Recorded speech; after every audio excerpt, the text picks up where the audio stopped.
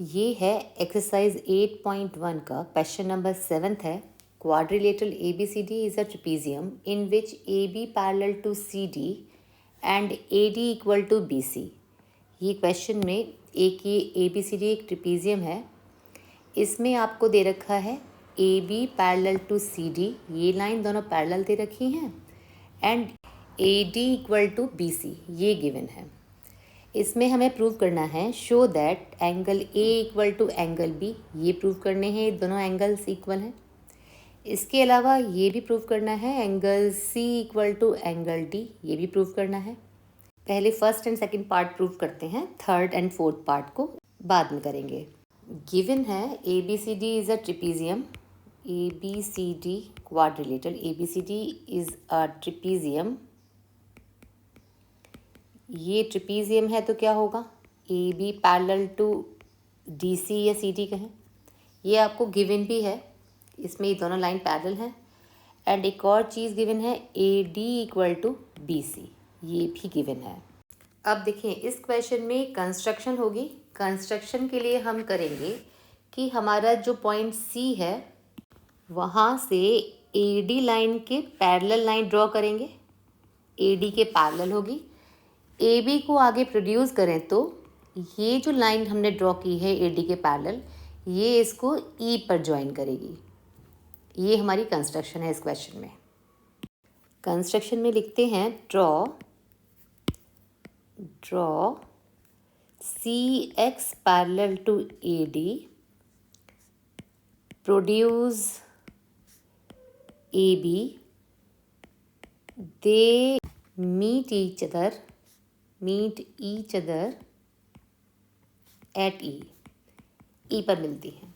अब देखें ये जो DC लाइन है ये तो AB के पैरेलल है क्योंकि ये ABCD एक ट्रेपेजियम था, और ये CE लाइन को हमने कंस्ट्रक्शन से किया है AD के पैरेलल, तो CE पैरेलल तो है DA एंड AB पैरेलल है DC। तो देखिए इससे क्या मिला, इससे मिला हमें AE parallel DC and CE parallel DA। तो ये बन गया एक पैरेललोग्राम।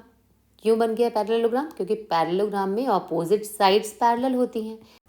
प्रूफ लिखते हैं इसका, हम लिखेंगे since AE parallel to DC, ये तो गिवन था, ये था वन पेयर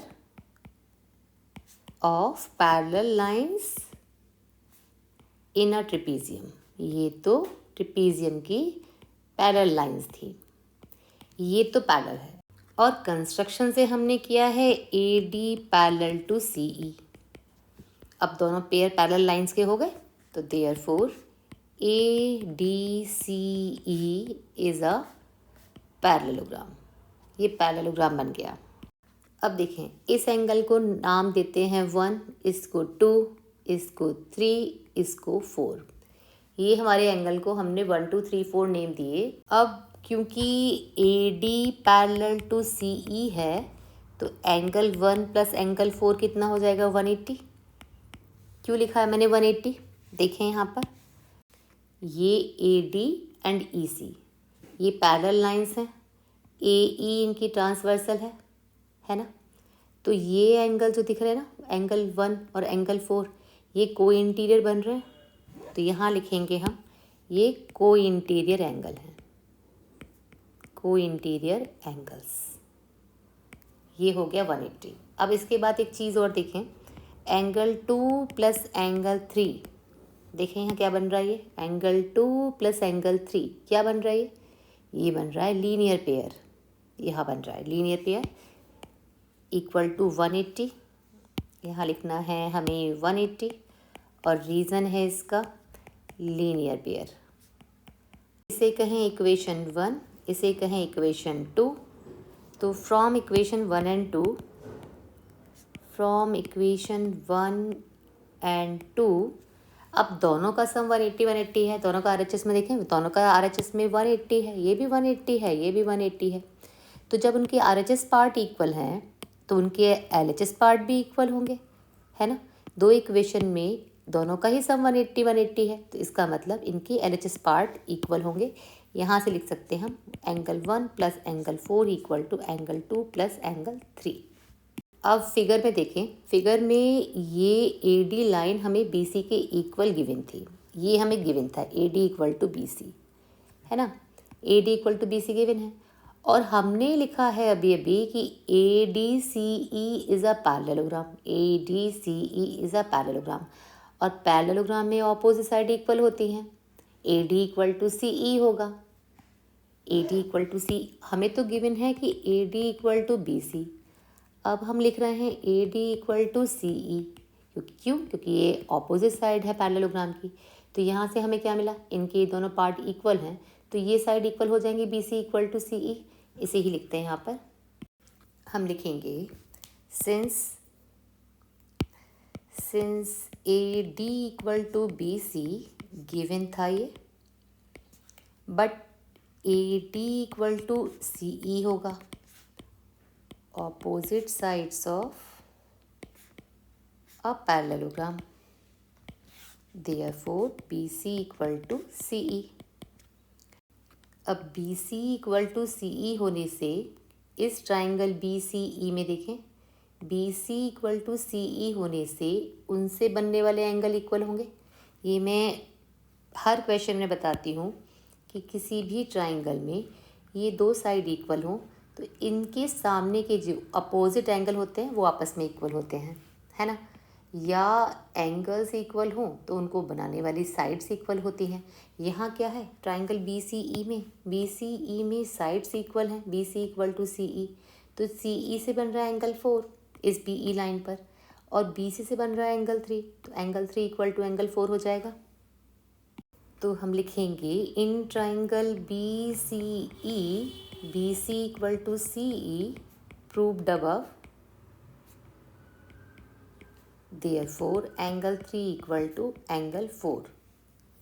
अब हम इस इक्वेशन को 3 नाम दें तो हमें मिला 3 इक्वल टू 4, 3 इक्वल टू 4 मिला, तो हम या तो एंगल 4 को 3 से रिप्लेस कर दें या 3 को 4 से रिप्लेस कर दें। तो यहाँ लिखते हैं फ्रॉम इक्वेशन 3, तो हमने यदि 4 को 3 लिख दिया, एंगल 4 को 3 से रिप्लेस कर दिया, तो ये हो जाएगा 2 प्लस एंगल 3, एंगल 3 से angle 3 cancel, 1 equal to angle 2। एंगल 1 कौन सा है, फिगर में देखें, एंगल 1 है एंगल ए, और एंगल 2 कौन सा है, एंगल बी। यही हमारा फर्स्ट पार्ट था, यही हमें प्रूव करना था, angle A equal to angle B. ये हमारा फर्स्ट पार्ट प्रूव हुआ है यहाँ पर, फर्स्ट पार्ट।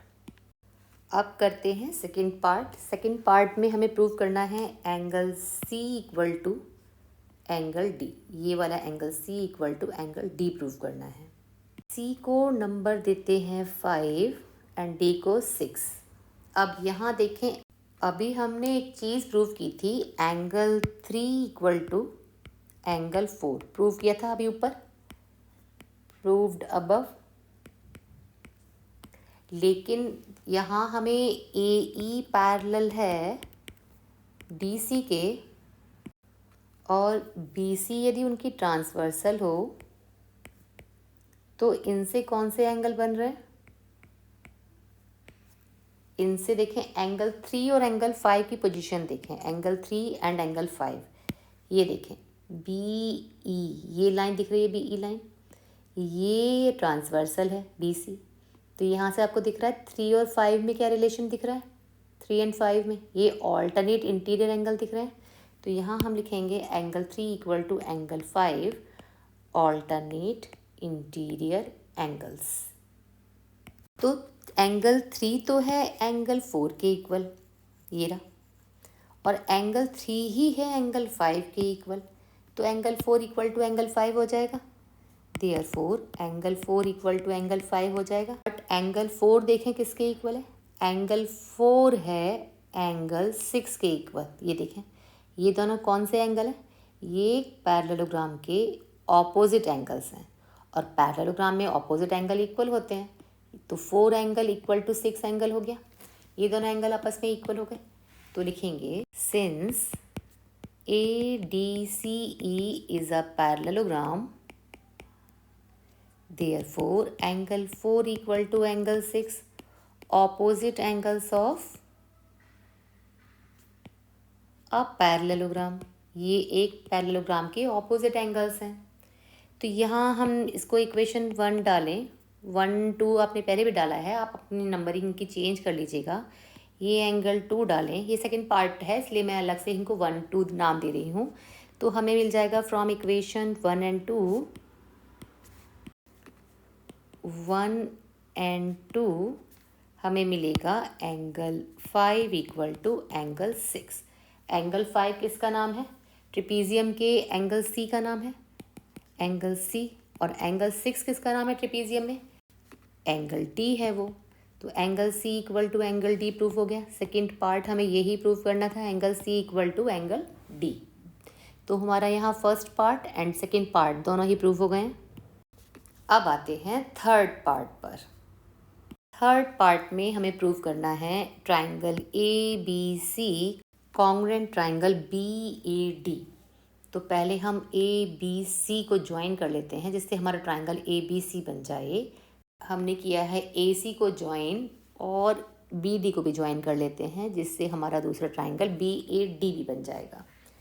देखिए ये बन गया हमारा ट्राइंगल ए बी सी, ये बन गया ए बी सी और ये बन गया बी ए डी। इन्हें कॉन्ग्रुएंट करना है तो हम इन्हीं ट्राइंगल को लेते हैं, इनके पार्ट्स देखते हैं कौन कौन से इक्वल हैं।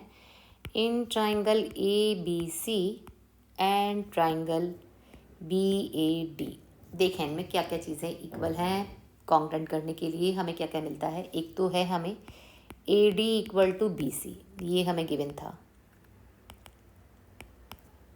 सेकेंड थिंग हमने फर्स्ट पार्ट में प्रूव किया है ये वाला angle A equal to angle B. Angle A किस ट्राइंगल में आ रहा है? एंगल ए आ रहा है बी ए डी ट्राइंगल में।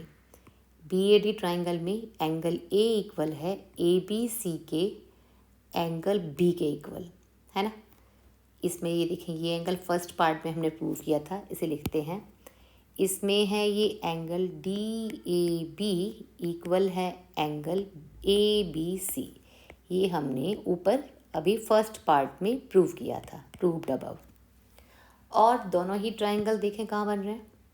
ये देखें ये ट्राइंगल ए बी साइड पे बन रहा है, ए बी है इनमें, ए बी बेस मान लें से ऊपर की तरफ से ये ट्राइंगल नीचे की तरफ आ रहे हैं और ए बी पर ही ए बी सी भी बन रहा है। ये देखें तो ए बी लाइन दोनों में कॉमन दिख रही है, इसे लिखेंगे ए बी दोनों में कॉमन है। तो ये कौन सा क्राइटेरियन पूरा हो रहा है? यहाँ देखें साइड एंगल साइड, इस ट्राइंगल बी ए डी में देखें side angle side, A B C triangle में देखें साइड एंगल साइड। तो ये दोनों ही ट्राइंगल कॉन्ग्रुएंट हो गए। Triangle A B C congruent triangle B A D by SAS criterion. अब दोनों ट्राइंगल कॉन्ग्रुएंट हैं तो ये हमारा थर्ड पार्ट प्रूव हुआ यहाँ पर। अब दोनों ट्राइंगल कॉन्ग्रुएंट है तो उनके कॉरस्पॉन्डिंग पार्ट्स इक्वल होंगे। इसमें ए बी सी का ए सी जो हमारी साइड है वो इसके इक्वल होगी, ए सी साइड बी डी के इक्वल होगी। देखें ये ए है इधर बाहर की तरफ लिखा हुआ, इधर की तरफ सी है, ए सी किसके इक्वल होगी? बी इधर बाहर की तरफ है, डी बाहर की तरफ है, बी डी के by C P C D. और यही हमारा क्या था? फोर्थ पार्ट था, उसमें हमें प्रूव करना था ए सी इक्वल टू बी डी, ये प्रूव करना था। ट्रिपेजियम के डायगोनल्स इक्वल प्रूव करने हैं, यही हमारा फोर्थ पार्ट था। यहाँ हमारे चारों ही पार्ट प्रूव हो गए। अच्छा क्वेश्चन है, एग्ज़ाम में बहुत आता है, इम्पॉर्टेंट है, इस एक्सरसाइज का सबसे अच्छा क्वेश्चन है ये।